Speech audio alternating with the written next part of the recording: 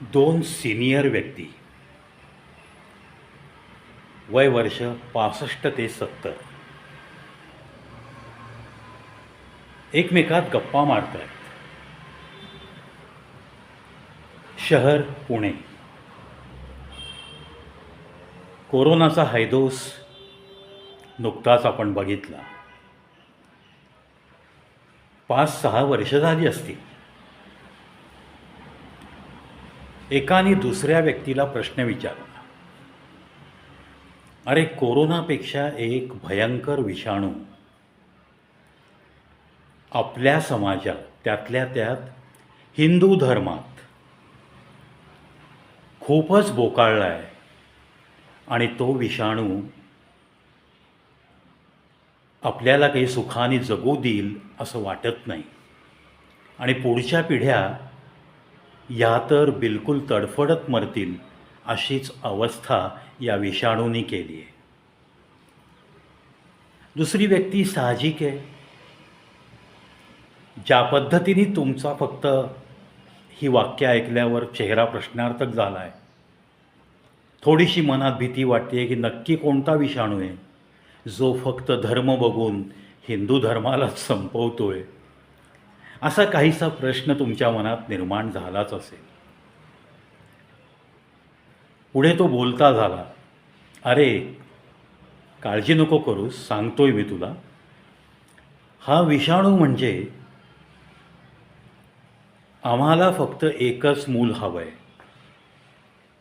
आणि आम्हाला एकच मूल पुरेसं आहे, अशा मनोवृत्तीने जगणारी ही नवीन कुटुंब. म्हणजे होणाऱ्या त्या एक मुलाला, भले तो मुलगा असो अगर मुलगी असो, त्याचे तिचे आईबाबा आणि मग आपल्या आईचे आईबाबा आणि वडिलांचे आईबाबा, थोडक्यात स्वतःचे पालक आणि त्या दोघांचे पालक म्हणजे 4 आजी आजोबा, बाबांचे आईवडील आणि आईचे आईवडील, हे 4 तिचे आजी आणि आजोबा, आणि मग स्वतःच्या आईवडिलांची जबाबदारी ही त्या मुलाला एकुलता एक असल्यामुळं किंवा त्या मुलीला ती एकुलती एक असल्यामुळं साहजिकच ही सर्व जबाबदारी त्याला किंवा तिलाच पार पाडावी लागणार आहे. मग असं हे मूल ज्या घरामध्ये वाढतं, ज्याचं पालनपोषण सुरू असतं,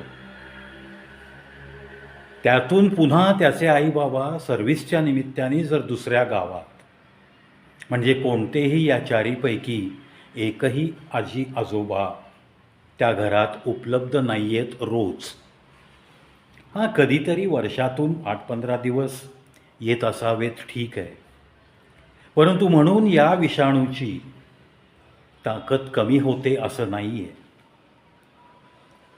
हे जे मूल वाढतं ते एका शांत घरात वाढतं.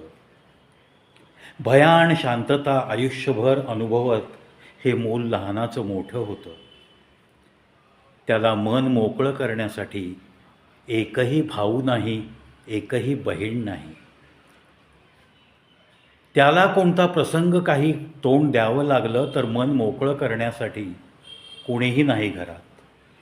त्या घरामध्ये डायनिंग टेबलवर होणारा वादविवाद नाही, कधीतरी होणारी भावंडांची लुटुपुटीची ती भांडणं आणि त्याच्यामुळं घरात होणारे आवाज ते सुद्धा नाहीसे झाले. थोडक्यात काय तर आपली संस्कृती ही एक मूलवाली संस्कृती कधीच नव्हती आणि ती नसावी अशी आत्ता आपल्यासारख्या वयाच्या 65 ओलांडलेल्या सिनियरनी जर मत प्रदर्शित केलं तर मित्रा, तू मला सांग, माझं काही चुकलं का? आज मी माझ्या मुलाकडे हे मत प्रदर्शित केलं की अरे, आता तुझं पहिलं मूल झालं आहे 5 वर्षाचं, मॉन्टेसरीत जायला लागलं आहे, इथे एकावरच थांबू नका, वंशावळ थोडी वाढू द्या, त्यालाही खेळायला भावंडं हवी आहेत. तर आज घरातलं वातावरण एखादं महायुद्ध झाल्यानंतर आणि ते थांबल्यावर जशी शांतता असते तशी शांती आहे रे माझ्या घरात. आणि हीच शांती त्या एकुलत्या एक मुलाला मुलीला आयुष्यभर भोगावी लागणार आहे. अरे मला एक दिवसात नकोसं झालं आणि कधी एकदा तुला भेटतोय मित्रा आणि तुझ्यापुढं मन मोकळं करतो असं झालं. हा आजच्या या सिनियर मंडळींच्या दोन मित्रांमध्ये चाललेला हा संवाद मला तर खूप बोलका वाटला. अशी भयाण झालेली शांत अशी घरं आणि त्यात वाढणारं हे एकुलतं एक मूल आणि मग त्याच्यावर पडलेला या 4 आजी आजोबांची जबाबदारी, स्वतःच्या आईबाबांची जबाबदारी आणि मग त्याच्यातून वाढत असतानाच म्हणजे त्याचं पालनपोषण होत असतानाच त्याच्याकडून वाढलेल्या अपेक्षा, या सगळ्याच्या ओझ्याखाली ते एकुलतं एक लेकरू काय त्याची वाढ होणार, काय तो एकटा तग धरणार, आयुष्यात येणाऱ्या पुढच्या प्रसंगांना तो एकटा कसा काय तोंड देणार, हा प्रश्न का बरं या नवीन जोडप्यांच्या मनात उभा राहत नाही. असा तो मित्र बोलत होता आणि ऐकणारा मित्रसुद्धा सुन्न होऊन ते ऐकत होता. शेवटी तो ऐकणारा मित्रसुद्धा थोडासा बोलता झाला. तो म्हणला, अरे तुझी आणि माझी परिस्थिती तशी फार काही वेगळी नाही आहे. मी सुद्धा असाच निर्वाणीचा सल्ला एकदा दिला, पण त्याच्यानंतर उतरलेले चेहरे पाहिले की मग मला माझ्या पत्नीने सावध केलं. अहो, त्यांचा संसार आहे, ते मोठे झाले आहेत, त्यांना काही शिकवण्याच्या भानगडीत पडू नका. उगाच स्वतःचं मनस्वास्थ्य आणि घरातलं वातावरण गढूळ होईल असे कोणतेही सल्ले आपण द्यायचे नाही आहेत. हे आपण ठरवलं आहे ना एकदा. आपण दोघांनी गप्पा मारताना हे आपलं ठरलेलं असतानासुद्धा तुमच्याकडून ही चूक का होते.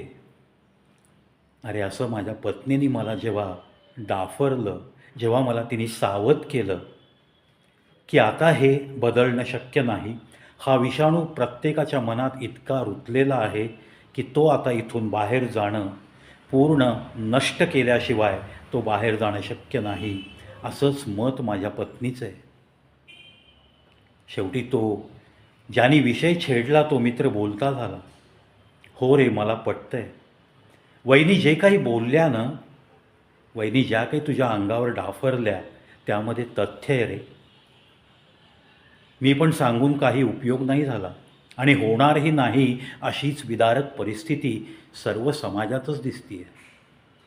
म्हणजेच आता जन्माला येणाऱ्या या पिढीला एकटंच राहायचं आहे.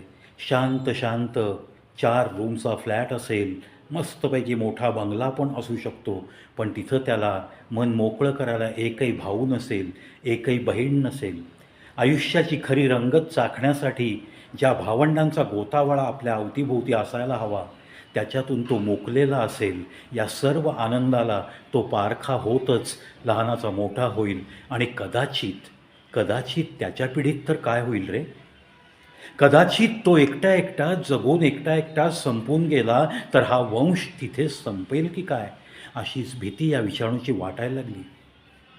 तू आणि मी आणि असे आपण 100 सिनियर मिळून या समाजासाठी काही करू शकतो का रे या विषयावर, असंही त्यांनी सहज त्या मित्राला विचारलं. तेव्हा अतिशय खिन्नपणे खाली घातलेली मान त्या दुसऱ्या मित्रांनी निगेटिव्हली हलवली. नाही रे, आता ती वेळ निघून गेली आहे. हिंदू धर्म हा कदाचित असाच संपून जाईल, असंच तो परखडपणे बोलला. आणि त्या वाक्यात सुद्धा एक वेगळीच धार होती. त्या वाक्याला सुद्धा एका वेगळ्याच खिन्नतेची झालर होती, असंच जाणवलं त्या मित्राला. मित्रांनो, सहज हा एक सामाजिक विषय जो मला खूप दिवस झाले मनात होता की कुठेतरी या विषयावर मला व्हिडिओ बनवून वाच्यता त्याला फोडायची होती. तुमच्या मनात नक्की काय विचार आहे. हा समाज जर याच तऱ्हेने वागत राहिला तर मग या समाजाचं भवितव्य नक्की काय. त्यातल्या त्यात आपल्या हिंदू धर्मात जर हे असंच होत राहिलं, आम्हाला एकच मूल पुरे आणि उशिरा होणारी लग्न, या दोन्हींची जर सांगड घातली तर मग आपला धर्म टिकेल की नाही. आपल्या धर्माची लोकसंख्या आज थोडी तरी दिसती आहे. ती दिसेल की नाही दिसेल येत्या 20 वर्षात नक्की चित्र काय असेल, तुमचं मत ऐकायला हा प्रवी उत्सुक आहे. कॉमेंट बॉक्समध्ये नक्की तुम्ही परखडपणे आपली मतं व्यक्त करा. याच विनंतीसह या व्हिडिओत इथंच थांबतो. पुन्हा भेटूयात कविप्रवीज शो यूट्यूब चॅनलवर अजून एका नवीन विषयासह.